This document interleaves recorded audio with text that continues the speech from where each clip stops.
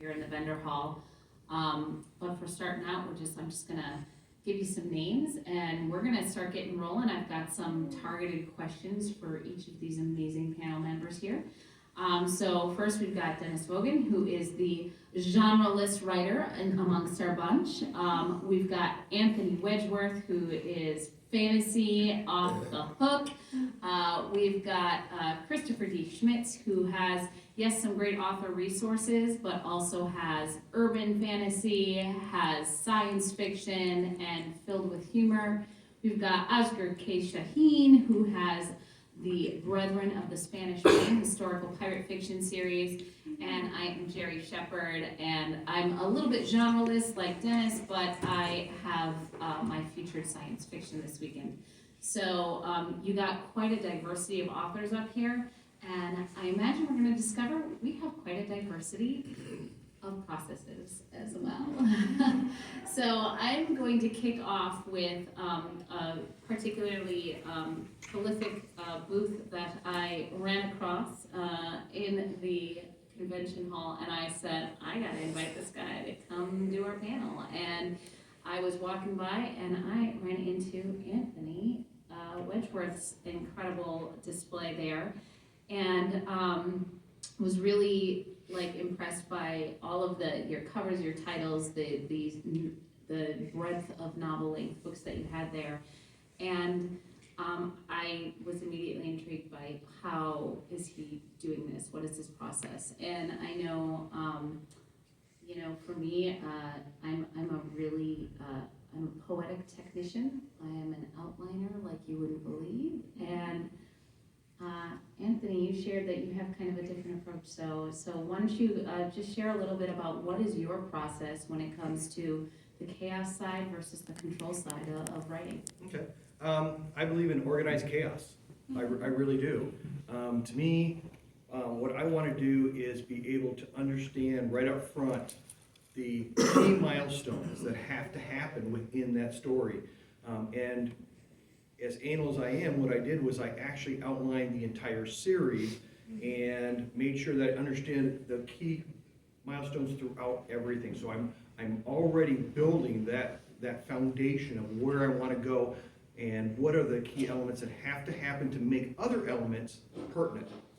Once I really understand those things and I understand the characters that are in there, and that takes a lot of time to actually develop them, what you want to do then is get to a point that I don't overanalyze it. I've tried that and it comes out very engineering-ish, okay? It's very, very clunky because you're pushing those characters in different ways than they really organically want to go. And if you really know your characters, they're going to push back and it's going to feel bad. Just won't feel right. So what I do is, as I get those key milestones, and I might have maybe 6 to 8 of them in a book, then what I do is I try to break it down into chapters of how they're going to get there. I don't go over engineering it. I just try to, in general, this is how I want it to flow. I have those characters. I know what they're capable of, what they like, what they don't, who they don't like, how that works, and the dynamics within that group. And then I throw in stimuli, and I see how they react. Because I know how they're going to, that if I throw something in there, this character is going to react very violently, where this one here is going to go and grab it. How are they going to get there? And I let them flow. I let them organically go through. And my wife will come in and she says, "What in the heck are you laughing about?" And it's like, "Oh my God, you should have heard what Gruen said. Oh my God, I did not expect it." She goes, "You're Gruen." And it's like, no, because I'm seeing this movie play in front of my head because I know these characters. I know what they're capable of, and I let it grow organically. The problem is sometimes they take control over it and start running in a different path, and it's like, that's not going to hit my milestones. And I'll tell you, I've thrown away some beautiful chapters that I wish I could have kept, but they didn't hit those milestones. I have to keep them on track. And I think, how can I nudge them back? And if I can nudge them, I will, but I won't force them. If I force them, the reader will know. And my editors will tell me, this doesn't sound, your character just changed. Why did he give in on something? So that's how I do organized chaos. I have the foundation of where they should go, and I let them explore it to try to figure out how they're going to get to those milestones without them knowing they're going to hit those milestones. So I'm curious if any of the other authors up here have something that, struck them as they listened to Anthony speak, but what struck me is you talked about, I was literally going to ask you the question of, well, do you ever change the milestones? And then you're like, oh, but now they're going a different direction, I don't want them to have that control, but do you have an exception? Has there been a time? There has been twice that they came up with a better idea than I did. I know that sounds strange, but they'll start going, it's like, oh my God, that would be brilliant. I'm so glad that so-and-so thought of it, even though it was me, but they moved the needle into a better direction, and it didn't mess up future milestones. So I allowed that to happen, but it's only happened a few times. Usually I know better than them, but there's been a couple times they surprised me.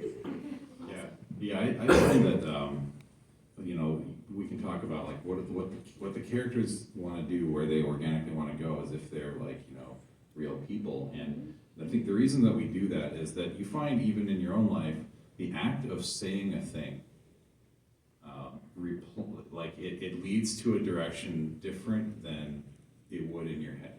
The act of saying a thing, writing a thing, you always get, like anytime you put something like that out, something new gets put back into you, and it creates a flow, and you can either try to force it in a different direction, but it definitely creates a flow that wants to go somewhere, and so that's how you can know, like, this is where they want to go. And so if you over storyboard or you over outline or something, as Gore Verbinski, director for Pirates of the Caribbean, said, it neuters the possibility for happy accidents. Yep, yeah, absolutely.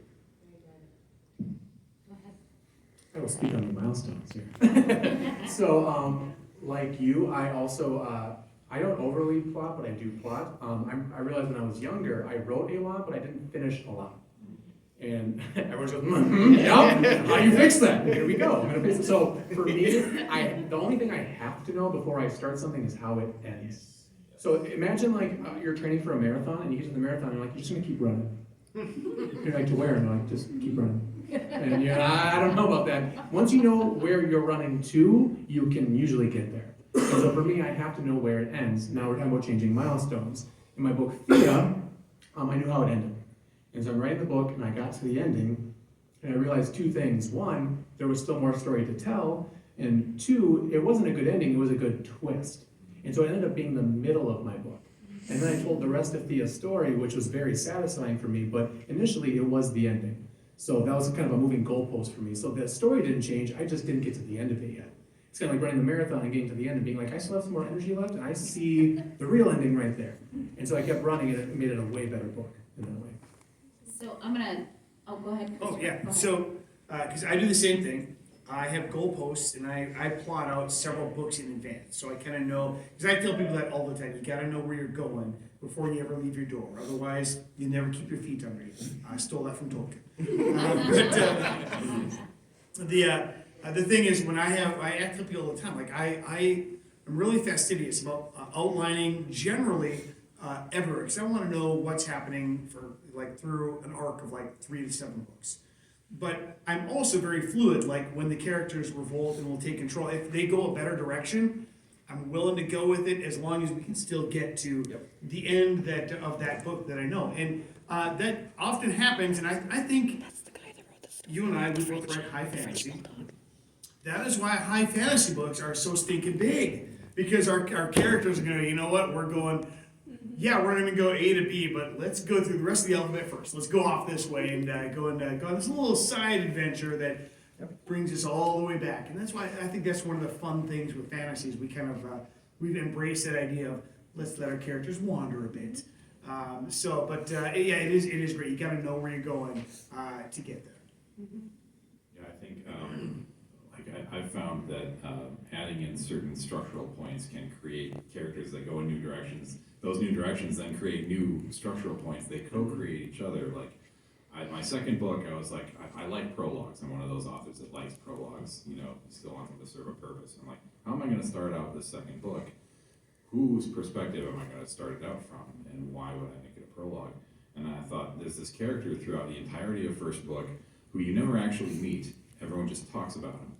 I'm going to do it from his perspective. And it created so many new opportunities that he became another main character.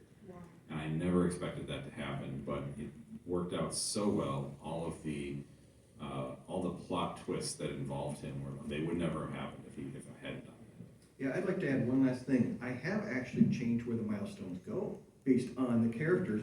At one point in one of my books, one of the milestones that was towards the end actually ended up being towards the beginning because the characters and it didn't disrupt the flow of everything, actually made the flow better.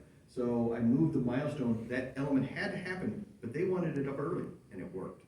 Oh, I love that flip. Sometimes I've discovered, so like in my book, it's two timelines, and one timeline in the 2500s is affecting another timeline in the 2900s. So like, there's this huge time gap in between. And when I was revealing certain things in the 2900s, I would be like, oh shoot, well, I want them to know the origin of that. So now this 2500s thing has to happen earlier in the story. And it was a lot of like putting the puzzle pieces together and like, some of that, like you're saying, moving the milestones, like, okay, it's still there, but it's got to kind of happen in a different order. And then you end up having to explore and like bring in some other characters because you're like, well, I can't have that happen yet though because this, so let me put in this extra scene that's going to give us a little more depth on this person. And then all of a sudden I'm like, oh shoot, now this person has a life and they have to come into the story. But it's all great. It's beautiful, and it's the combination of structural and creative together. Well, we've been talking a lot about endings, and Oz, I know that you got 2 of the 3 of your historical fiction out, and it's a tough place to be when you're like, okay, there's this one, this is it. You've decided it's a trilogy. You're not going past that. So it's kind of a 2-parter question here. One, do you know how your series ends? And then 2, kind of like share with us some of your process on how you're going to go from that completed second book to the completed series. Yeah, so like she said, I'm just one book short of series completion. I will say that the reason I decided it would be a trilogy is because I know how it's going to end, and so I know roughly how much story there is between the ending of book 2 and the ending of book 3. I know, I started out knowing very little of how I was going to get there, though, and so my process, it's very similar to the milestones thing. Certain things, certain structural points along the way have to happen.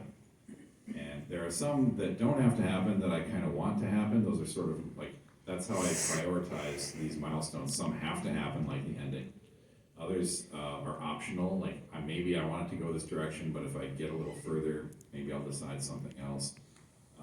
And not only does the plot have milestones, each character has milestones. I have 5 main characters by now, and they all have to develop in some way, and certain ones in certain ways, others in less specific ways. And so I'm an outliner, I outline these milestones, and I don't do it all up front. I do the really basic ones up front, and then I do the rest as I go. Like a chapter or 2 ahead, here are a few things that are going to happen. I don't map out how they're going to get there. I let the characters tell me. I let the plot tell me. The plot has its own voice.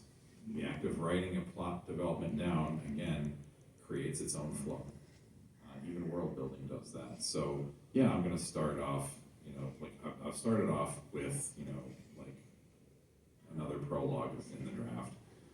And I'm moving forward with those structural points. But I'm sort of confused around like the middle section. What's going to be in the middle? That's the chewy middle. Which parts come first? Which parts come later? Which parts can I get rid of entirely? Which parts want more space? And so that's right where my confusion is at the moment. But I know from before, like what I'm going to do. I'm going to draw up a timeline of things. I'm going to see what all the characters need to develop, and that's going to all close in the character development and the plot development. If I write it all down in one space, and a flash of insight will occur to me, and it'll all resolve itself, and then I just write it down. Very good. Does anybody have anything that triggered for them as they were listening to Oz's answer to respond to, or? Well, real quick, so I went through something real similar. I mean, you have that chewy middle, I get it, and I go through that in every single book. I mean, it just happens. Because you've got a certain point that you've got them to, and it's like, I want to get them over here, but I don't know how to get them over there, and so you go through that. But as far as the number of books and how do you figure that out, I went total engineering. My background is process engineering, and so what I did was I actually had spent 30 years making notes on my world building. Wow. And then I didn't know I was gonna write. I was just insatiable with just putting all this world building together.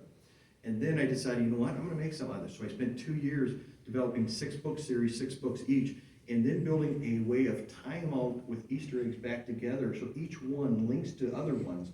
So it doesn't matter which way you read it, it becomes a different almost journey for you. So I really spent all that time engineering all 36 books. So I didn't have all the same issues, but there are times that it's like, you know what, this really needs its own book. So I write small books because I didn't think about, oh my God, this character was better than I expected, and they need their own little story over here. Did you ever get to a point where you thought, like, you know, if I mess this up, the whole 36 books? So I have an One sticker punch. I have an encyclopedia of 5,000 years of history, and I check it all the time to stay consistent. I cannot allow that to happen. Love that, love that. That's what you all need to do if you want to write. 30 years. You need to- If you want to have Five, yeah. 36 books all in the same universe, I mean, Marvel hasn't It's even done it that or right, so. nothing. So Anthony and I actually, we're kind of laughing at Oz over here, like 3 books. Foolish mortal. Foolish mortal. Yeah, as people who are writing a much larger series.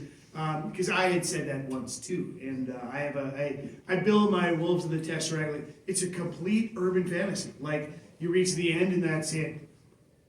By the way, book 4 comes out, a true story. It grows. It's I will say- coming soon. I know that Oz actually is working on nonfiction next, and so that's one of the other things you're gonna find, I don't want, if you guys are writers, if you're in here and you're here because you're a writer, I mean, just because maybe you're writing fantasy, or you're writing science fiction, or you're writing, you know, literary fiction, whatever it is, that doesn't mean that's the kind of author you are. You're a writer, and so, like, if, you know, if you're writing one thing, then and something else is calling you, you know, you should go to that. And I'm just gonna speak that, because that's almost kind of like for me as a writer, as far as my process, whether I'm doing, I actually came to adult fiction after doing nonfiction, and my process is actually just that. It's like, it's what I call like full sensory and nonlinear, and I do like the really, really structured outline. You know, it is like in line, but I do not write it that way. I'll be like, I want to write this piece over here, and I'm going to write this piece over here, and write this piece. I might write that chewy middle piece. I might write this piece, and then I connect them at the end. Do So any that's, of you guys write linearly? Do you? Kind of. Yeah, to speak on that, I mean, this is how linear, so Cold World was my newest book. I'm at the process where the way that I wrote it was there's 19 chapters and it took me 19 days to write the first draft. Because I just broke down every chapter into a very brief outline. I knew exactly where they had to go and where they were starting from every chapter. So every day I wrote one chapter. And that's just kind of like, that was the process for the first draft of Cold World. So that was very linear, and it's a way that I like to work. I don't always work that way, but it's the newest way that I work. So yeah, literally from start to finish, and you kind of go on the character's journey with them.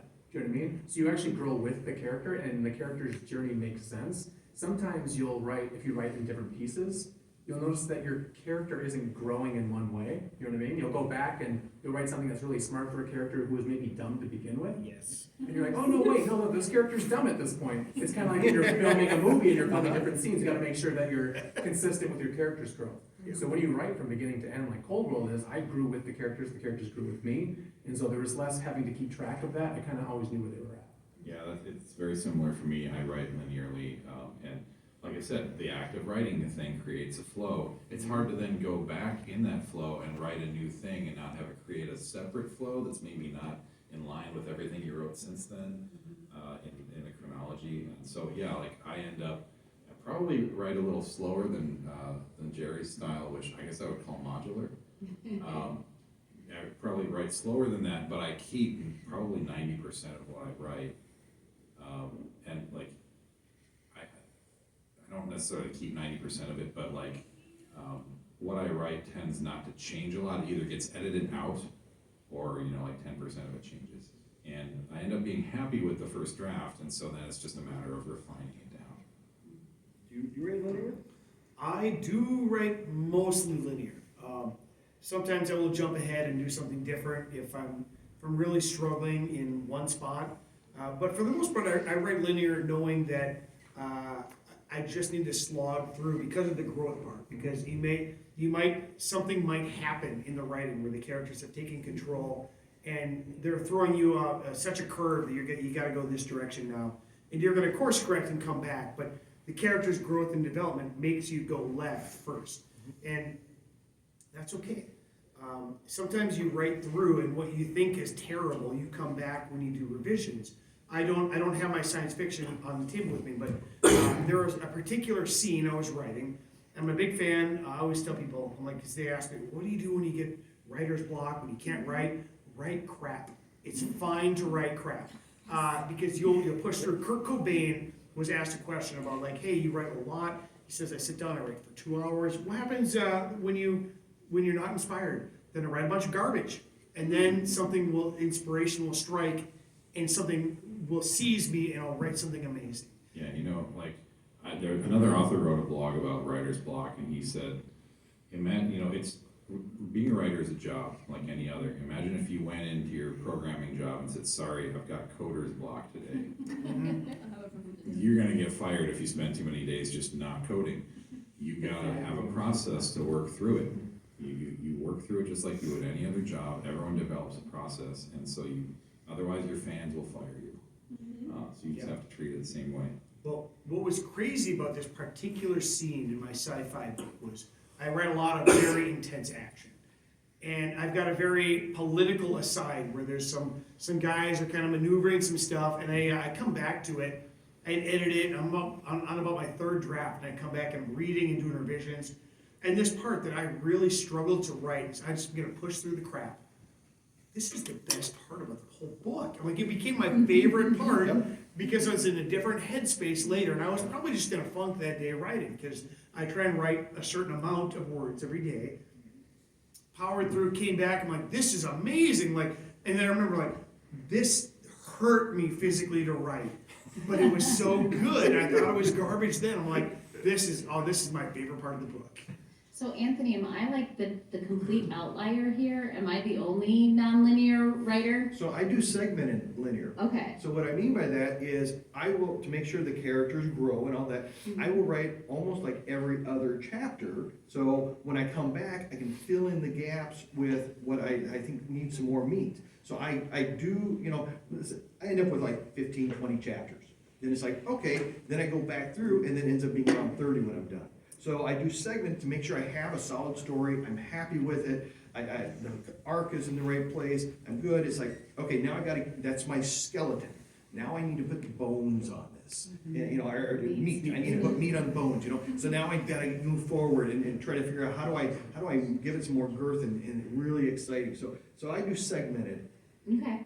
So what's interesting is you're listening to this and you're hearing a few things that I hope should be really clear to all of you as writers. He's like, when I go back through, in the revisions, when I double back. Y'all, that first draft is a first draft. My book, on average, by the time it actually hits the printers, at least 8 full times through. And that's just me, that's not counting my editors, that's not counting my beta readers who are providing feedback as well. But I want to direct a question to Chris specifically. So, Christopher, I just do one draft, I'm perfect. you're perfect. But actually, I'm kind of like sidebarring away from that. Sometimes when I finish a chapter, sometimes when I finish a scene, and certainly when I finish a book, I almost go through a little bit of an emotional mourning period where I'm like, maybe I'm saying goodbye to a character, maybe I'm saying goodbye to a world, whatever it is. There's a little bit of a period of grief when I finish each and every book, and when I look at your booth, much like Anthony, you have just quite a prolific display, a number of titles. How as a writer, do you take that book that you finished or that series that you finished and go, okay, you're on the shelf, next? What do you do? Scotch. Because that's absolutely true. You come to a headspace. You almost have to. I've shared this story a number of times. And maybe somebody in the room heard me talk about this earlier, even today. Sometimes you get so into it that you kind of have to pull out and remind yourself of your purpose, who you are, where you are. I shared this, at least today for sure, but very often, like when I wake up in the morning, because I tend to dream I work hard and I sleep hard.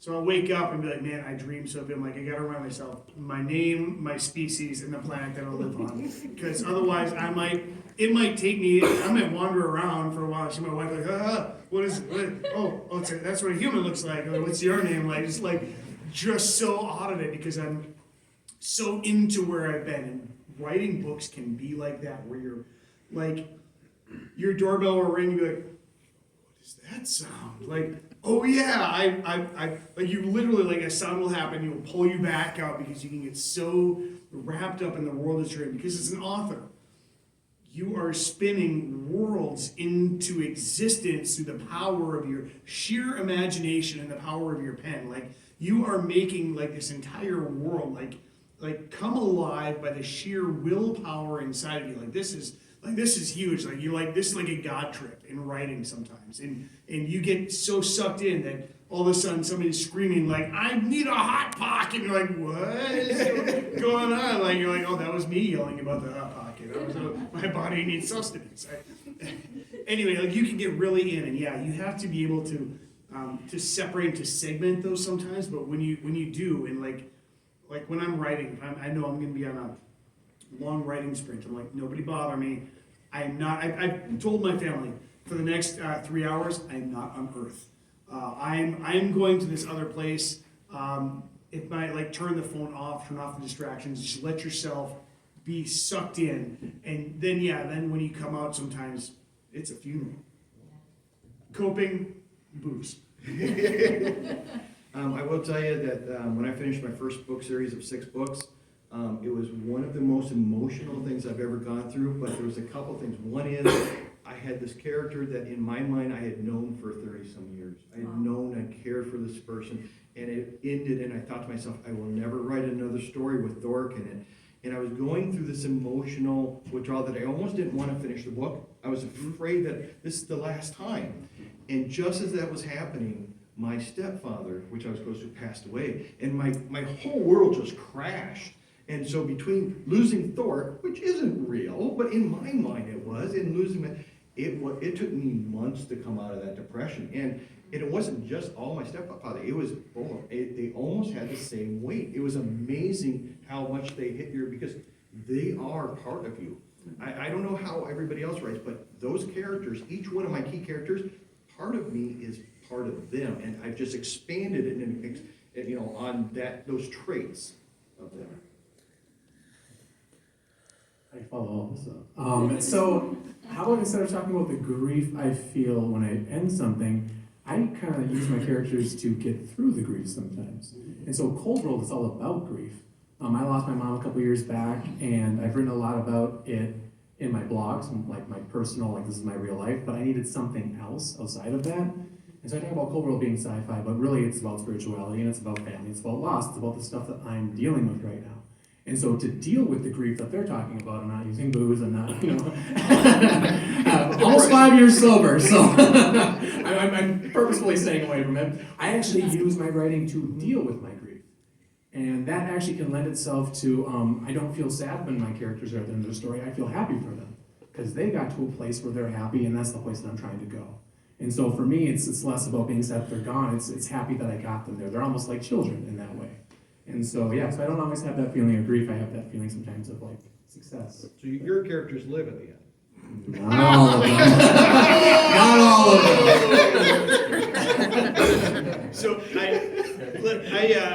I want to echo what Anthony was saying. When I finished my first trilogy, I'm tying up all these storylines. I'm just doing the due diligence, making sure that I'm not leaving these big dangling threads for the trilogy that's about to be the quadrilogy. There's a lot of emotion in there, and that emotion, when you read it, the author probably experienced all of that exponentially so. Yep. And it was a lot about endings, and there were happy endings, there were melancholy endings, but they were endings, and sometimes endings are okay. And I do so. If you see my banner with the background at my booth with the picture on it, there's a big picture of me playing my bagpipes. I do a lot of funerals, and I do a lot of happy funerals though too, where people are like, you know what, he lived an amazing life, and that's the kind of lives I want my characters to live. And something coming to an end is okay, because once you come to the end, as an author, I would just write a prequel. I love that. I will say, as an author who's not finished a series yet, so all the characters, you know, that are alive at that point, they still have somewhere to go. So I don't actually, you know, I also don't write in that sense where I get sucked into that degree, unless it's like stream of consciousness, but not my novels, not my nonfiction, which, by the way, I do have different processes for. But I do find that also, like, I don't feel the need to cope with anything at the end of a book. I feel a sense of accomplishment. I don't feel a loss, and I assume that's partially like, A, I'm not getting to the end of a series, but B, I'm also kind of wondering, like, you know, do any of you feel that way about some of your works, where you just feel like, I just feel a sense of accomplishment. I don't need the scotch. I mean, like, for myself, I'm 46 years sober, so, but do you ever just feel the positive side of it without the loss? I'll start so we can just shift on the line, and I'll caveat, I'm joking about all the scotch. It's actually an intervention. Thank you all for showing up my intervention. Thank you all for coming. You all mean a lot to Christopher. We appreciate it. It's a good joke, but like I do tell you, that all comes from a line from who's Old Man in the Sea? Hemingway. He always it's attributed, although not for sure. He said, "Right drunk, headed sober." Like, know what you're doing, but do what you have to get through the process. And whatever your coping mechanism is, find something. And very often the writing is the coping mechanism, because I do feel that great sense of accomplishment. Like for me, even when these all help other authors. I'm very much about empowering other people to finish their book, see their work in print, because that's the fulfillment of a dream.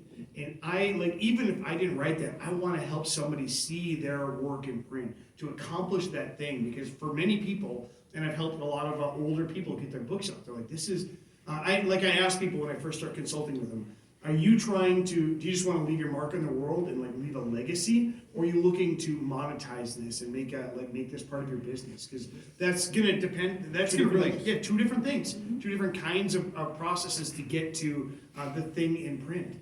And but yeah, so much accomplishment, because this stuff doesn't happen by accident, and it is work, regardless of what it is. So if you've written something, even if it's not published, but you got to the end, be proud.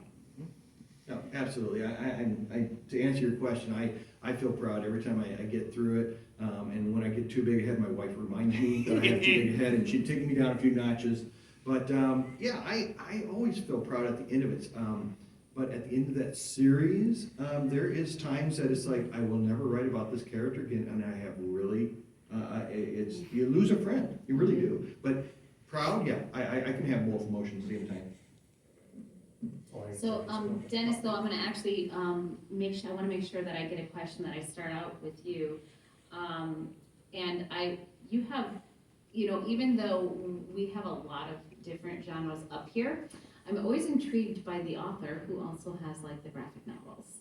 And so I know that, this is kind of an outlier from some of the other questions that we've had here, but does your process for creating something that has such a high visual element, does it differ greatly from creating the novels and the more narrative-based stories?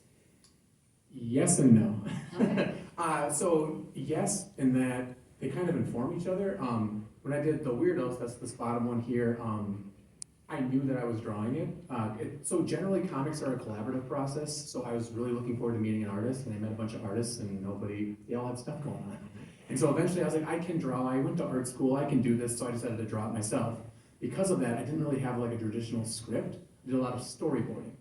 And when you do that, you're still doing a lot of your writerly things, but you're doing it with visuals, like you said. So that was very much so done that way. I did a lot of drawing and just writing and dialogue and that kind of stuff. With Brushfire, I did more of a script. And so that was a lot more akin to traditional writing, in writing and script writing too. So I grew in that process. Even though I did draw Brushfire as well, I wanted to get more professional about it because there were elements of the weirdos where I'm like, what the hell am I doing? Like, what is my problem? So I wanted to be more organized. We talked about note-taking in the last panel. I wanted to be more organized about what I was doing. And with comics too, it's a much more, I guess I would say a faster paced environment. And so every panel counts. And so I was tired of kind of losing out on panels. So the script writing process like improved that greatly. Just knowing exactly panel 1 on page 3, this happens, this is said, and I can see it in print. So yeah, it kind of grew with my writing. So I'm gonna do our closing question and then hopefully get a couple of questions from our audience here. And you led into it perfectly. You're like, I don't want to lose that panel. Nice segue. It was perfect because there's this phrase that we use in the writing world and several of the other arts worlds of cut your darlings. And so I want to hear that for those who don't know that, it means those great chapters that Anthony was talking about that his characters wrote without his permission, that he's like, it was beautiful, but it didn't fit, I had to let go. So I want to talk about our cut your darling stories. How do you choose to do it? What do you do? Are you the one who makes those choices? Whatever it is that plays into that cut your darling story. And, Oz, if you could kick us off on that. I feel weird kicking off with this because like I said, I keep like 90% of what I've written. So I actually do very little of this, but I will say my current fiction, my pirate novels are based off of an RPG I ran. And I say this all the time, that if you just take an RPG, like for those who don't know, role-playing game, D&D, etc. If you just take an RPG that you ran and you just directly translate everything that happened in that into novels, it will automatically be terrible. Because people make dumb decisions. They're like, oh, what are we going to do today? I don't know, let's attack someone because we're bored. Or, if you have a more mature group than that, like, there's still not a plot to it. Like, there might be a quest, but there's not, like, beginning, middle, end, plot twist here, plot point there. It doesn't have the same structure, doesn't have the same emphasis.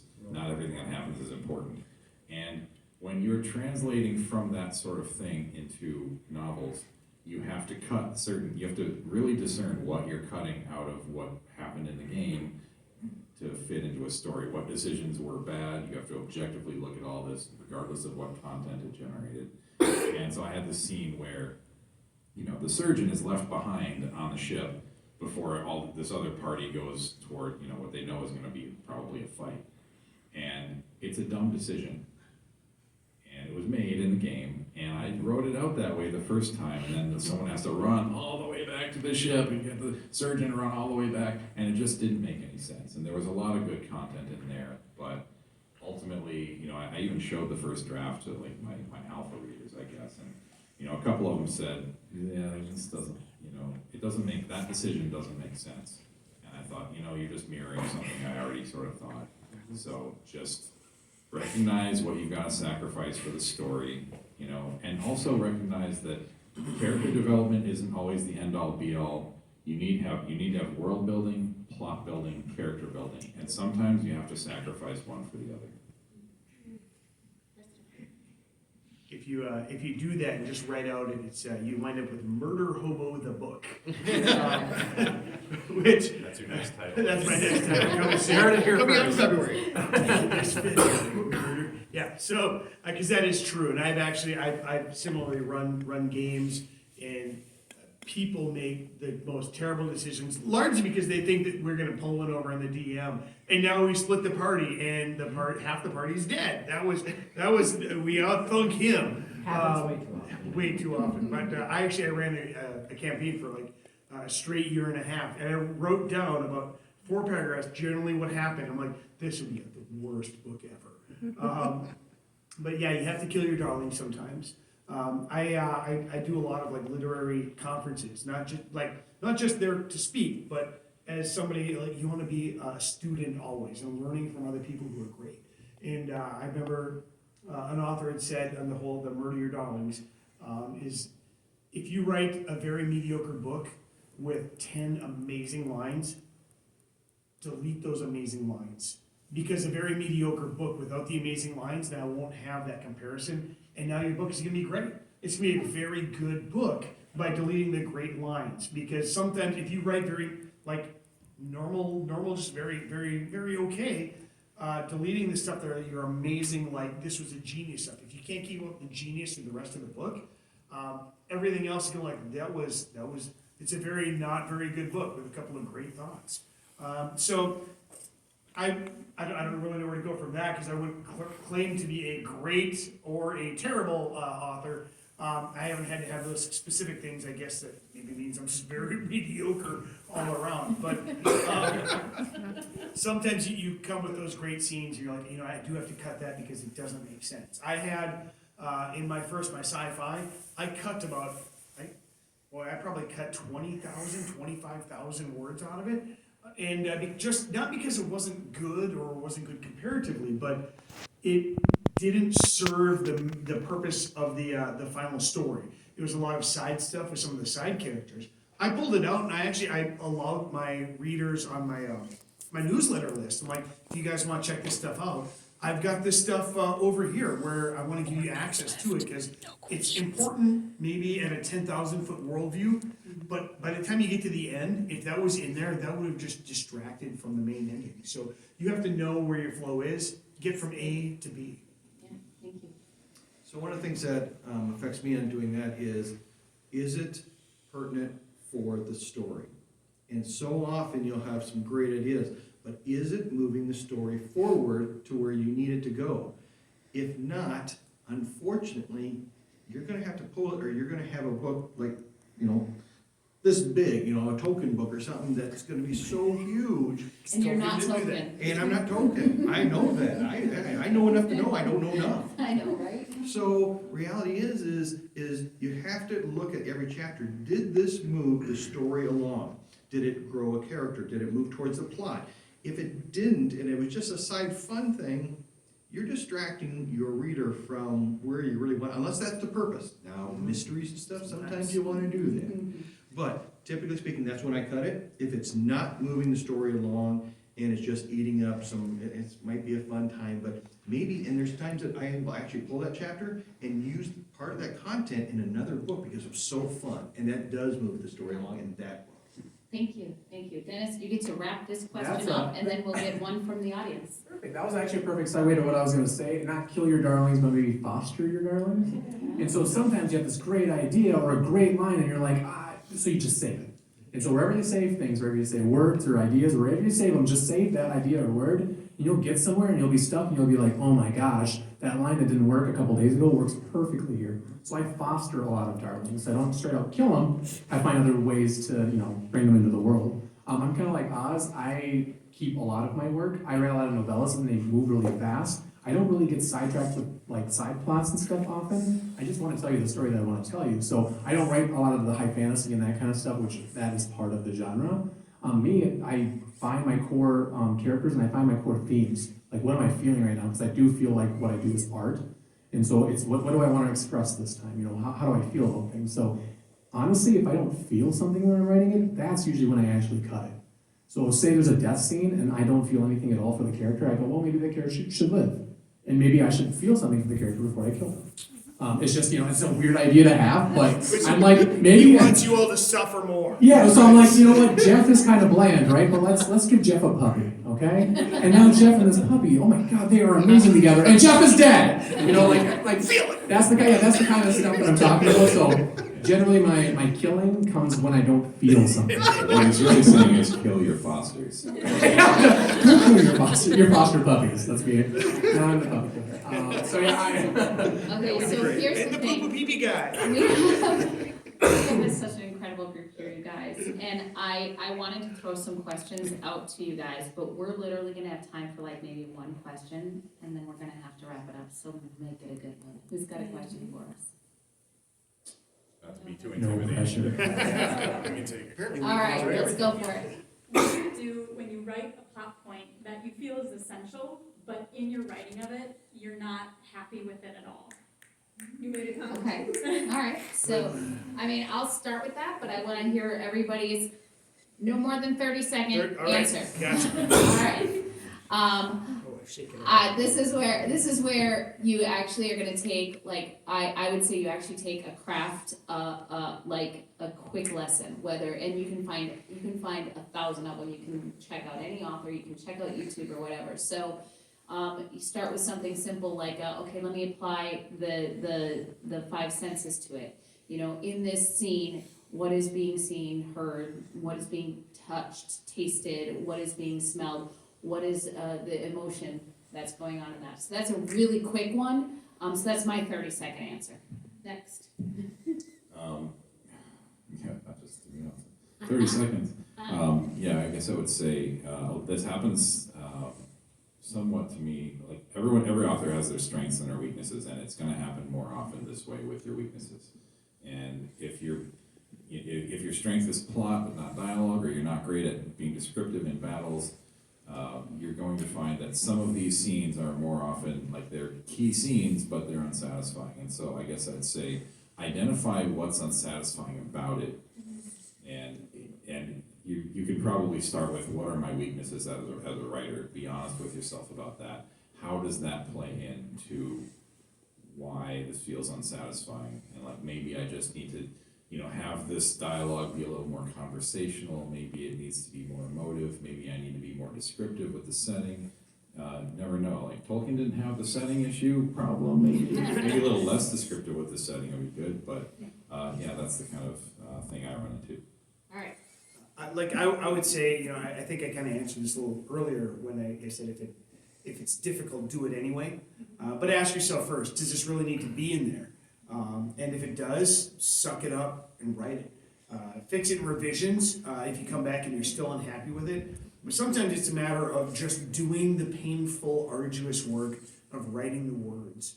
And especially like I said, if you're not great at dialogue, having to sit down and write the dialogue. Like, have that conversation in your head, transcribe it down onto your word processor, and just do it. If it takes longer, tell your family, guys, please just let me. I need this 2-hour block so I can do the hard thing, so that the easier thing can flow better a little later. When I get to those points, it's usually because of the fact that I haven't built something up properly prior to that, so it's not building right to it.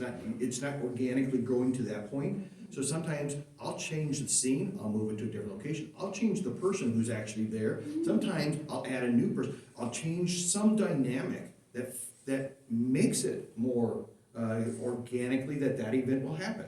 Sometimes that's usually my problem, is I just didn't give it the right setup. How do you follow up all these brilliant writers? Gosh, okay. So what I would do, sometimes if the scene is, you're saying it's important, you need to have it there, what I would do is I would just write a sentence or two for the scene, and I would keep going. So if you know where you're going after the scene, keep writing that, and then sometimes what you do later will inform what happens in that scene. So say, there's a conflict, right, and you write down, they have a conflict, and you keep writing. Later on, something will happen or be exposed to you, and you know what that conflict's about now. So then I would go back to that thing that I was having trouble with, and maybe since you have more information on the characters from writing them more, that scene might be easier and more organic to fill out. Wow. Exactly. So, wow, thank you. And the whole reason I hold these panels is so that I can learn. I hope you guys learned half as much as I did. Before we go, I want to make sure that you know how to get all of these brilliant writers' works and how to find them. So Dennis, we're going to just work it back this direction. Cool, I get to go first You this do. time. My name is Dennis Vogan. I have a website, dennisvogan.com. I'm in G4 on the main floor. I have all my books there. I have all my books here if you have any more questions about those. And I think that's it. Anthony Wedgeworth, if you go to alteredcreatures.com, I've got all my books there and all my information. I am at the convention. I also have a bunch of business cards. Feel free to come up afterwards and grab a business card. I am over in A3. I'm over where it smells like French fries. Author ChristopherDSchmitz.com. You can get all my stuff. I have just a few of my books up here if you were interested in them. Otherwise, author Christopher D. Schmitz is the best place to get my books. And I will be here all day tomorrow. Come over and say hi. I'm Oscar K. Shaheen. You can find me at OscarKShaheen, all one word, .com. You can find me also downstairs at J12 in the dealer hall. I did not bring any books up here with me to sell today, but I'm down there all day tomorrow. And I am Jerry Shepard. You can find me at jerryshepardbooks.com or at faultbook.com. I will not be here tomorrow. This is my last event of the day. So I did bring a few of my books here, but I have so enjoyed hanging out with all of you guys all weekend long. So thank you for everything. Awesome. Thank you.